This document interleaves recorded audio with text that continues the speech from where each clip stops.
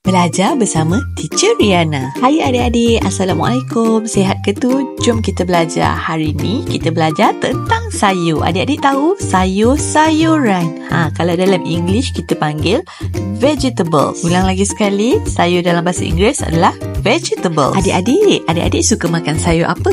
Jom ikut Teacher Riana pergi pasar raya. Kalau pergi pasar raya, adik-adik janganlah skip tempat beli buah dan sayur-sayuran. Nak sihat tak? Yang ni apa? Hai Encik Brokoli. Kalau adik-adik nak tahu, kalau kita makan brokoli, otak kita akan cerdas, mata, tulang, gigi kita akan sihat. Lepas tu sistem pencernaan kita akan lancar dan juga sistem imun badan kita akan kuat dan sihat.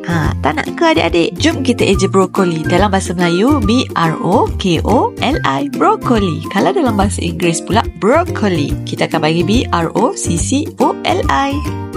Kalau kawan-kawan nak sihat, kena makan sayur tau. Ingat, jangan buang sayur kawan mama awak dah masak. Laki suka makan brokoli. Habis komen lah. Sehingga kita jumpa lagi adik-adik. Bye-bye.